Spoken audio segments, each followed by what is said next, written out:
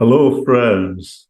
Today is going to be a simple video on Agile methodology. Agile is very hot now. Previously, it was waterfall methodology. So let's just quickly get into the simplified demonstration of Agile, which will be very useful for you. Let me share the screen. Let's get started here. Okay. Agile methodology simplified into simple three steps. Okay. What is the first step? So before that, let's see who are all the beneficiaries here. Job seekers, new to IT interview attendees, fast learners, like you don't have too much time, learning for 1 hour about Agile methodology. Fast learners, this is useful. People who have been working in waterfall methodology, development, QA resource, BA resource, designers, architects, everybody, project manager, for all those people, this is simplified 3-step Agile methodology training video. Let's get to the first slide. So, first important point I want to mention is when we talk about Agile methodology, the first step is talking about waterfall methodology, because Agile was developed because of the shortcomings of waterfall methodology. That's why Agile methodology was even developed. So without talking about waterfall methodology, we cannot understand Agile methodology. It's like talking about evolution, Newton's theory of evolution, without knowing monkeys. If you don't know monkeys, then how could you even talk about evolution, right? Theory of evolution. So let's just get into it. What is waterfall methodology? In waterfall methodology, the first step was requirement analysis. They were gathering the requirements, right? So for example, in this example I have taken, I want a website to sell pencils. So let's say you want to develop a website to sell pencils. What is the requirements? Requirement is like everything. What kind of pencils you want? Is it only for students, or is it for office? Different questions like that. And where do you want to sell it? Is it in the US? Is it in India? Is it in Asia? Everywhere? Is it in Middle East? So that is requirement gathering about what actually is needed for the website to develop, to sell pencils, right? So in waterfall methodology, the requirement analysis phase almost took like 1 month, then another 1 month for design, another 1 month for development, another 1 month for testing, another 1 month for implementation maintenance. So the entire thing, by the time the user actually gets the software in waterfall methodology, it takes at least like 4 months to 6 months for the user to actually start using the software. Before that, let's just cover for this particular example of developing a website to sell pencils. What will be the design? Design will be like, what do you need in the front end? What do you need in the business logic layer? What do you need in the back end? Back end will be all the stored data, all the people who are buying their information, where it needs to be shipped, and all that will be in the back end, right? Front end will be like, what kind of screen you need, what is the display do you need, what kind of fancy stuff you needed. Do you just need option for people to buy 10 pencils at a time, 20 pencils at a time? Where are all the options for shipping into different locations? All that will be in the front end, right? That is what the design is all about, right? And development is the actual phase where they're actually coding, right? And then testing phase is like the code will be tested by the testers. That's the testing phase. And finally, implementation will be that the website will be launched, and then maintenance is ongoing maintenance for that, right? So if this entire thing is taking 6 months, then that is why many of the software companies were in big trouble because of waterfall methodology, because they would find out that the software is not working after 6 months. That is why. So the first step is we're talking about waterfall, which we covered. Let's get into the next step, which is Agile methodology. So the first point here is this was introduced to overcome the drawbacks of waterfall methodology. right? That's the most important point that you understand. Second one is characterized by the division of tasks into short phases of work, mostly in weeks. So this short phases of work is called iterations. So if you see this diagram here, in agile methodology, iterations are 2 to 4 weeks. Maximum 4 mostly, but it'll be usually 2. And what happens in these 2 weeks here? Planning, design, development, testing, deploy, review, everything happens in these 2 weeks. And then a smaller version, like, because it will be a smaller version. So let's say we're talking about the pencil website example. So the front end entire screen will not be developed in one iteration. It will be just a few drop downs, but at least the user will be able to see it. And that's why it's a smaller iteration. And that is why agile methodology is preferred, because as soon as they're developing something, they're pushing it to the user and letting the user verify if whatever we developed is actually what is needed, or if they want something else. So a quicker feedback is happening in agile methodology, right? The third point here is code itself is considered documentation. So whereas when we talk about waterfall methodology, there was heavy focus on documentation. Every time they develop code, someone will be there, a documentation specialist, or even the dev or QA, they write up everything. And there is a huge documentation. So new people can read the documentation and understand about the product. Whereas in agile methodology, code itself is considered documentation. What does that mean? It means that if they actually want to find out what is happening, they could just go through the code and find out everything, right? What is the need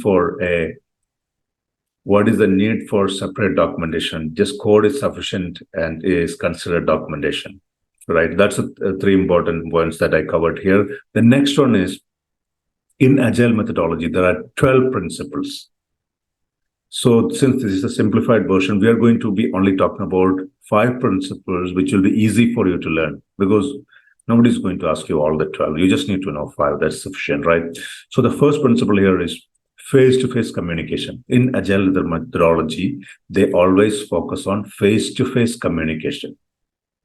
That is very important with all the team members, dev, QA, BA, product owner, scrum master, everybody, right?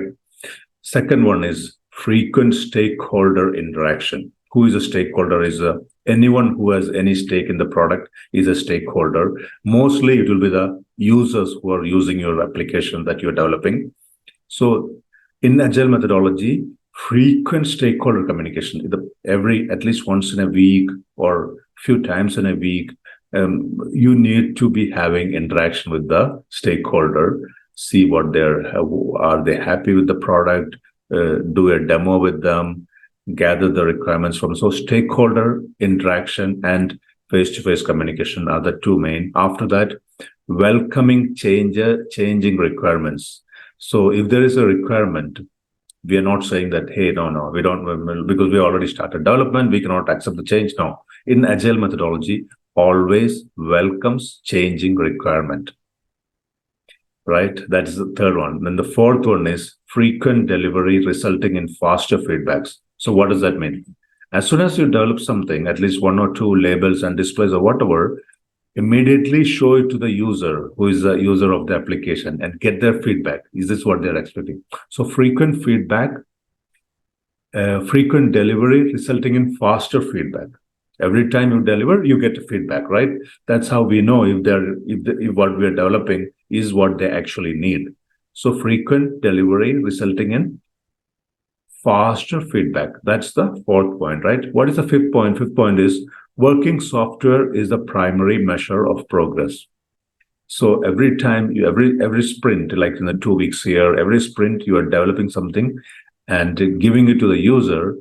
And what is the measure of the progress we made so far? It's purely the working software.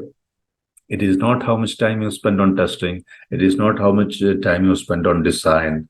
It is not how much you spend on requirement gathering. Working software is the primary measure of progress. Okay, these are the 5 important principles of Agile, right? Let's get to the next slide.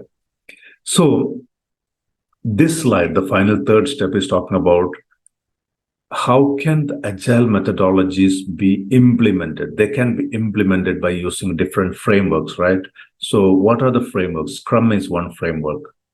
Kanban is another framework. Extreme programming is another framework. These are all the frameworks which use agile methodology. So when you know about agile, of course, there will be a question. What framework did you use agile methodology in? So did you use in Scrum? Did you use in extreme programming? Did you use in Kanban? So I just want to quickly talk about Scrum because Scrum is the most important of all this. Maximum used framework for agile methodology is Scrum. So about Scrum, like the first point is what are the different roles in Scrum? Because if you talk about waterfall, they have project manager, they have business analyst, they have designers, architects, online. The roles in Scrum is product owner, Scrum master, dev team. Product owner, Scrum master, dev team. Dev team has developers, QA, everybody, right? And Scrum master, he is the expert in the agile methodology. And product owner is the one who actually maintains the requirement, maintains the backlog of the requirements. He is the one who usually talks to the business users and gather the requirements. So product owner is that one. Requirement. So the next point here is requirements are tracked as user stories in product backlog. So the requirement is tagged as user stories. So from now on, we just say user stories. If you're working in Scrum, you use the word user stories because user stories is basically requirement split up into stories, like, common layman's kind of story. That's why it's called user story. It's not very technical, it's simplified. And all those bunch of stories that needs to be worked on by the development team is called the product backlog, right? Product backlog. Now, prioritized and refined user stories are moved to the sprint backlog to be worked on in this sprint. Prioritized and refined user stories. What does that mean? Because requirements have, let's say we have 200 requirements, but we need to know what is the first one to work on, right? So that is called prioritization. And refined, what does that refining mean? Refining means, is it written in a way that the development team can understand, the QA can understand? Is it detailed are everything that needs to be worked on covered in there? Is there acceptance criteria? That means that when we work on this user story, what is the condition of acceptance? That's the acceptance criteria. Is the definition of done complete? All those things are coming under refining. Refining means that everything is properly captured in the user story. Is it estimated? Everything is coming under refined. So prioritized and refined user stories are moved to the sprint backlog to be worked on in this sprint. Let's say we have a sprint starting tomorrow, right? So everything that needs to be worked on in this sprint for the next 2 weeks will be in the sprint backlog. Where is the sprint backlog items coming from? It's coming from product backlog. Product backlog has 200. Sprint backlog has maybe just 10 user stories because we have to finish it in the next 2 weeks. But the important thing is it is prioritized, refined, estimated, acceptance criteria completed, definition of done complete. All those things are included in the sprint backlog items, right? And here the last point here is, so what are the ceremonies? So here the ceremonies are sprint planning, daily scrum, sprint demo, sprint retrospective. Sprint planning is planning about the sprint. Let's say we are starting a sprint tomorrow. Today, we want to plan about it. How many people are going to work? Is anyone taking vacation? Does everybody know what to work on? Do we think we are going to complete the stories, the 10 stories that we have? It's all happening in sprint planning. Daily Scrum is every day morning. Once the sprint starts, for 15 minutes, we quickly talk about, is everything going fine? Does anybody need anything else? Are you able to complete what did you complete already? What are you going to work on today? All those things are in the daily Scrum, right? And the sprint demo is like once you complete the product, whatever you did in 1 week or 2 weeks, now you're going to demo it to the user. That's the sprint demo, right? Because the user actually needs to give us a feedback about, is the software working? Is it not working? Did you do a very good job? Are they happy? Everything will be covered in the sprint demo, right?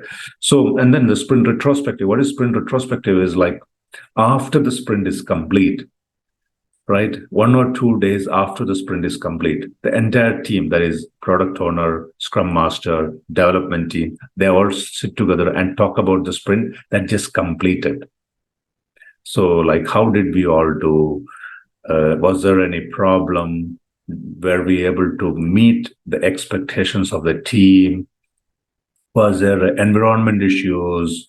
Did anybody take a vacation that was not planned? And did anybody help you? Give a kudos to the team members so that to everyone who helped, so that they're happy about the fact that they helped, and then the fact that they are being noticed when they help. So sprint retrospective is a very active session where we talk about all those things. Also, we talk about, is there any action item that we can take from the sprint that just completed, so that in the coming sprints, we can implement these action items and then make the sprint even better, right? So those are the primary things that you need to know about Agile methodology. And then when you talk about other Agile methodology, you need to know that the framework in Agile methodology is Scrum, Kanban, extreme programming. Extreme programming is very similar to Scrum. It's just that it's even shorter duration. It's just like 1 week or something. And in extreme programming, there is always paired programming, which means that it's not one person coding. Two people sit together and code. It becomes even faster. That's why it's called extreme programming. So in extreme programming, there is always paired programming. But I want to cover detailed about Scrum and extreme programming, Kanban, and other videos. This is a simplified version for Agile methodology. So that's why I want to cover only limited information about Scrum, but whereas more about Agile, right? Let's get to the next. So this is the final slide. This is a thank you slide. So if you like it, if you think it's simplified, if you think you didn't waste your time, and if you are able to learn in a simplified way, please subscribe, because when you subscribe, it gives me the motivation to create more. It makes me feel that, okay, people are getting benefit out of this, and I appreciate your time. And I hope sincerely that you're able to learn quicker in a simplified way. Thank you very much. I'll talk to you some other time. Bye now.